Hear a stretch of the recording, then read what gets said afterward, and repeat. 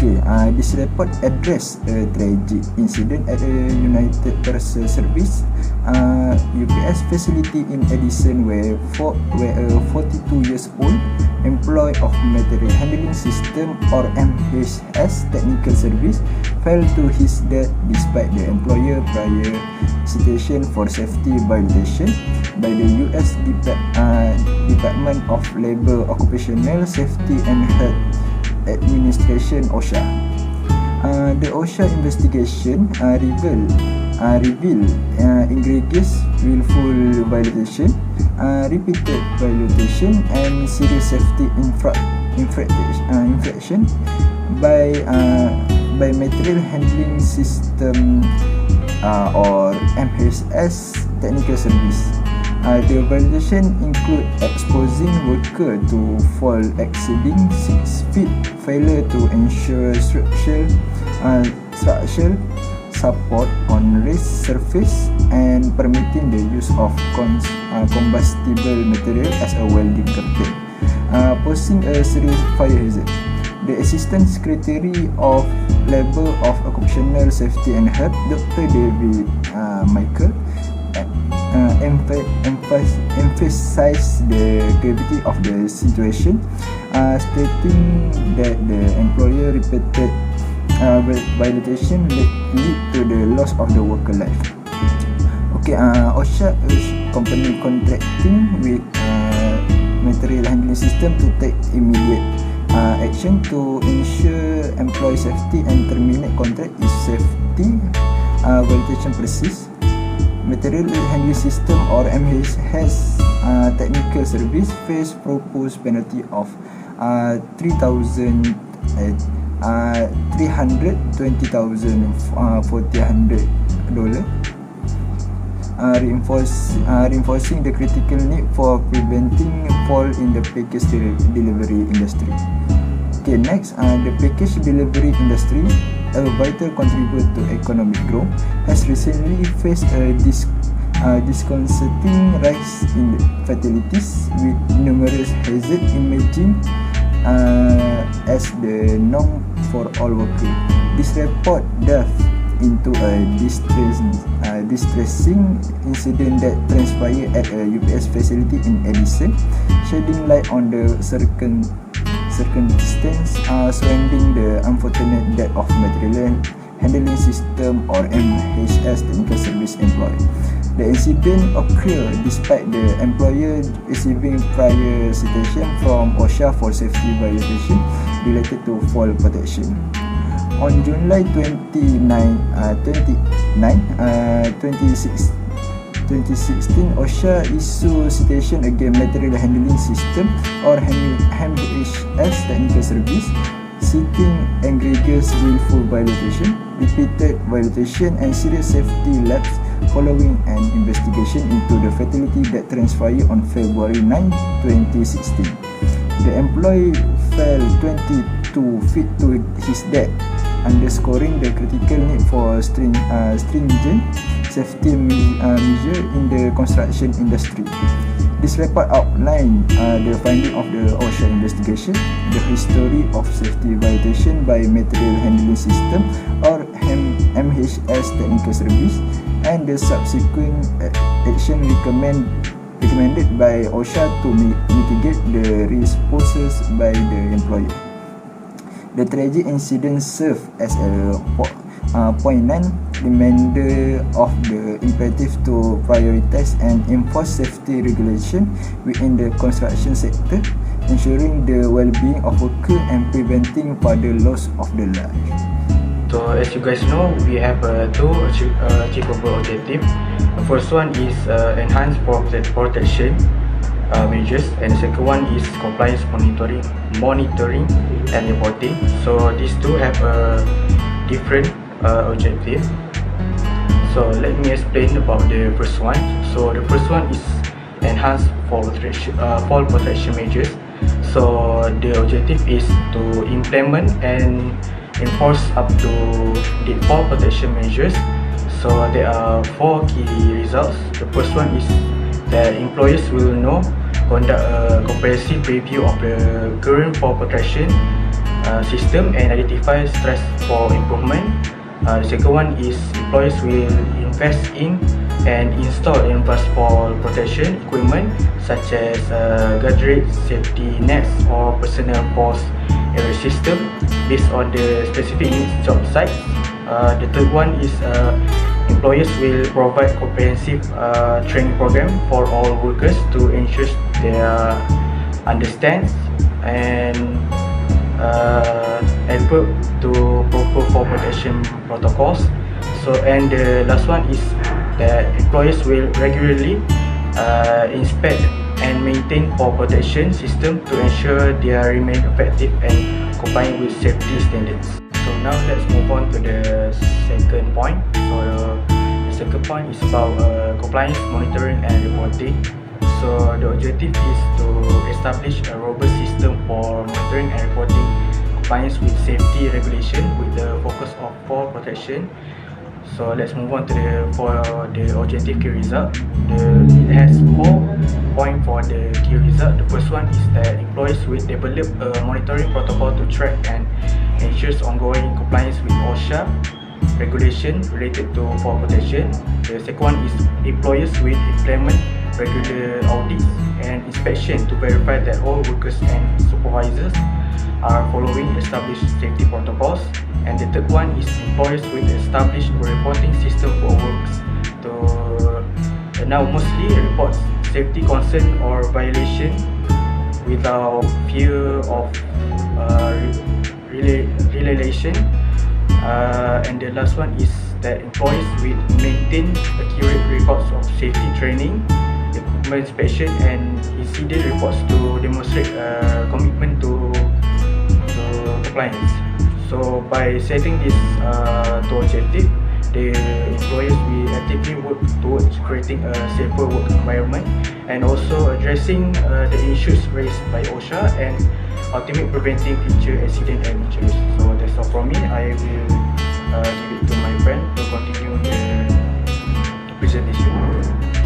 Today I am excited to share with you the methodology of our report. So the first step that we use is incident identifications. So how that we can identify the incident is we have 2 data collection method, that is we conduct through internet search to identify and gather information on the incidents, and the second one is reading relevant articles and news report provide us with initial details about the accidents. So the tool we use is such as Google's, Microsoft Edge, and while the newspaper we only read online news platforms. So we go to the second phase, that is cost analysis. Data collection method for the cost analysis is we utilize internet search to identify the potential cost, and the second one is we reading articles and report help us to understand contributing factors, and we review the expert opinions available online. So the tools we use is our primary tool for cost analysis was internet search that predominantly through Google's, and we also heavily rely on online articles and expert opinion for insight. So we go to the third phase, that is regulatory compliance checks. So the data collection method that we use is research online source to check regulatory compliance and safety standard relevant to the incidents, and the tool we use is internet searches, online database for safety regulations.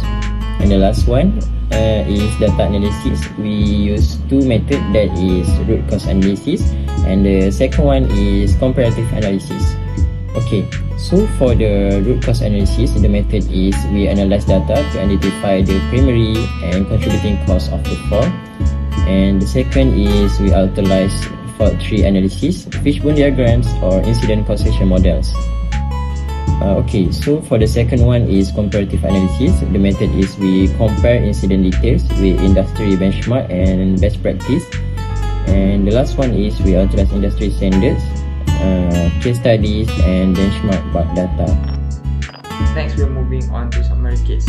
This case study examines a child workplace incident at United Parcel Service Facility in Edison or UPS on February 9, 2016, where workers fell to their death from height 22 feet. Along with that, on July 29, 2016, U.S. Department of Occupational Safety and Health Administration, or OSHA, citing employer for 3 egregious wiper violations, along with 3 repeated and 3 serious safety violations. Investigations into the incident revealed that the material handling system the employer has been previously cited for fall protection violation at the same job site in October 2015. The recurrence of violation raised questions about efficiency of corrective action taken by employer. The egregious wiper violations, repeated safety violations, and serious safety violations cited by OSHA suggest potential systemic issue in safety protocol. Addressing this contributing factor is crucial for preventing future incidents and fostering a safer working environment at the UPS facility. In response to this tragic incident, it is crucial to recommend preventive measures to mitigate the risk of similar incidents in the future. The UPS facility should conduct a comprehensive review of its existing fall protection protocol, ensuring they align with industry best practice and OSHA regulation. This includes revisiting and strengthening training program to enhance worker understanding of fall protection equipment usage and safety procedure. Investing advanced fall protection technology and regulating update equipment maintenance procedure will be instrumental in creating a safer working environment. The legal implication emphasize a critical need for robust compliance monitoring and reporting mechanism at the UPS facility. Implementing a proactive system for monitoring and reporting compliance with safety regulation is essential to prevent future violations. This involves regular internal audit, third-party inspection, and transparent reporting processes. This protective approach will contribute significantly to mitigating the risk of fall-related incidents and fostering a safer workplace environment. Next, we move on to our root case analysis by using a fishbone diagram. So as you can see, we have 4 main branch, which training, equipment, compliance monitoring, and management. For the training, we lack of the UPS facility lack of comprehensive fall protection training. And the second one is insufficient emphasis on safety protocol at elevated workplace. Second one is equipments, inadequate supply of fall protection equipments, and lack of routine equipment maintenance and inspections. Next is compliance monitoring. Inability to identify and rectify safety violations is also in category of serious thing to employer to need to take on. And absence of robust compliance monitoring and reporting mechanism. Next is management. Fail to prioritize and communicate safety as a core value. Lastly, absence of clear commitment to safety from management. So all this show causes of falling incident while at working in the UPS facility. I think that's all from me. I pass it to my friend. Thank you. Hi, my name is Muhammad Noazik Danish bin Nizam. So today I'm gonna talk about list of hazard and risk factor of this incident. So the first one is lack of fall protection system, which is failure to install or provide adequate guardrails, safety nets, or personal fall arrest system (PFAS) to protect workers from falls. The second one is inadequate training, which is insufficient training for workers on the proper use of fall protection equipment and safety protocol. Third one is non-compliance with OSHA regulations, which is ignoring or failing to comply with OSHA regulations related to fall. Fourth is poor supervision, which is inadequate supervision of workers to ensure that they are following safety procedure and using proper equipment. Number 5 is unsafe work practices, which is workers engaging in unsafe practices such as working near unprotected edges without proper fall protection measure. Number 6 is failure to learn from previous situation, which is employers' failure to address and correct safety violations identified in the previous OSHA situations, indicating a lack of commitment worker safety. 7 is lack of safety culture, which is absence of strong safety culture within the organization where safety is not prioritized and enforced. Number 8, inadequate communication, which is poor communication between management and workers regarding safety policies, procedures, and importance of adhering to them. 9, insufficient inspections, which is failure to conduct regular and thorough inspections of the work site to identify and address potential hazards. And lastly, failure to provide safety resources, which is inadequate provision of necessary resources, including proper equipment and tools to ensure the safety of worker at heights. The employer now faces significant fines, emphasizing the legal and financial consequences of neglecting worker safety. It is crucial for employers to prioritize and continuously improve safety practices to prevent such tragic incidents and comply with regulations. So the direct impacts is loss of life, legal consequences, work site shutdown or restrictions, reputation damage, and employers' morale. While the indirect impacts are increased safety awareness, industrial reputation, workplace safety improvement, employees' advocacy for safety, changes in legislation or regulation, increased employee turnover, impact on clients and contracts, and social and community perceptions. In summary, the direct and indirect impacts of the accident beyond immediate financial penalties, affecting various aspects of employers' operations, industrial practices, and community perceptions. It underscores the critical importance of prioritizing and continually improving workplace safety. So Malaysia has strict regulations pertaining to fall prevention at work, directly addressing several of the factors identified in the case that we studied. These are the requirements in Malaysia that the company should follow to prevent the accident. So first, we have fall protection equipment. Occupational Safety and Health Work at Height Regulations 2011 say these regulations mandate fall protection equipment like guardrails, safety nets, personal fall arrest systems (PFAS) for any work exceeding 1.8 meters. Next, we have the Factory and Machinery Act 1967. This act emphasizes the employer's responsibility to provide and maintain safe working conditions, including fall protection equipment for workers at risk of fall. So for the second one, we have safety culture and training.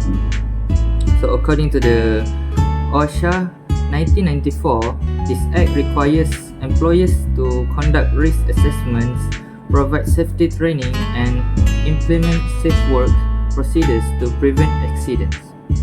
Next one, we have Code of Practice for Fall Prevention at Workplace. This code provides further guidance on managing fall risks, conducting risk assessments, and implementing control measures. So for the third one, we have enforcement and investigation. So we have in Malaysia, we have DOSH, which Department of Occupational Safety and Health, that this agency conducts inspections, investigates accidents, and enforces safety regulations. Next is we have fines and penalties, which failure to comply with OSHA regulations can result in significant fines and potential legal action against the employer. So the next one relates these requirements to the case studies. Repeated violations suggest the employer might have ignored or deliberately overlooked these regulations on fall protection equipment. Inadequate communication or awareness about fall hazards among workers could have contributed to the accident. So for the conclusion, Malaysia's regulation clearly outline the employer's responsibility to prevent fall at work. The identified root causes this case study directly correlate with violations of these regulations, which highlighting the need for stricter enforcement and a stronger safety culture within the company. I want to talk about prevention and control measure when working on a dangerous area. There are many examples that we can add to prevent this. For example, we can make a fall protection training, so we can ensure all the workers receive a thorough training on fall hazard. Next, we can add guardrails and barriers, so we can avoid any accidental fall. When working at height, we can add personal fall arrest system like a harness, lights, and anchor point. Next, we can make a regular inspection so that the item that the worker use can be good in a good condition. Can be used in a good condition. Then we can add a written safety procedure. So the safety procedure for working at height, so that the worker on that can read on the procedure and try to avoid any unnecessary fall. You can add a warning sign and labels to clearly mark the hazardous area, so that workers can take an extra safety extra step when working at the area. We can add a job hazard analysis to mitigate potential risks. We must also supervise and monitor all the workers to ensure compliance with safety procedure. We can also train to make an emergency response planning, to develop a communicate emergency response plan. And then we can always make a continuous improvement. For example, when there's a new hazard that is going on, we can update our safety protocol to make a better one. Last but not least, and I think is the most important, is communication. Because communication between workers, supervisors, and management are the most crucial thing that we can do, because it affects the quality of our workers and the safety of and their safety. It's crucial for employees to prioritize a strong safety culture, invest in ongoing training, and consistently enforce safety measures to prevent falls and protect the well-being of workers. So for me. This case reminded us of the importance of OSHA in any industry, and violation of this law only brought the thunderstorm rather than the sunshine. There were so many things that the employers needed to look back on before breaking the law. First of all, OSHA every company obtains the fall protection training, because this training can ensure the employee achieve comprehensive training on fall protection measure, equipment uses, and proper procedure. The employee will emphasize the significance of following safety guidelines and using protective gear to eliminate fall risks. Next, employee must conduct regular safety inspection of the workplace to identify potential fall hazard. We take a look back at the case of the employee falling 20 feet to death because he walked and work on a raised surface with unprotected side, and the employer didn't notice the action as a hazard, we can implement a proactive approach to address issue promptly and prevent accident before they occur. After the fall protection training, we ensure all fall protection equipment is used correctly and in good working condition. We also do a regular maintenance schedule for equipment, including inspection, repair, and replacement as needed. In addition, employers should conduct a comprehensive risk assessment to identify potential fall hazard in the workplace. DH should implement measures to eliminate and minimize risks such as installing guardrail, safety net, and personal fall arrest system. Furthermore, the company must establish and enforce strict safety policy and procedure related to fall protection. They can conduct through investigation in any fall-related incident to identify root cause. Last but not least, the employees stay informed about the comply with relevant safety regulation and standard. Employer must regularly review and update safety protocol to align with any changes in regulation.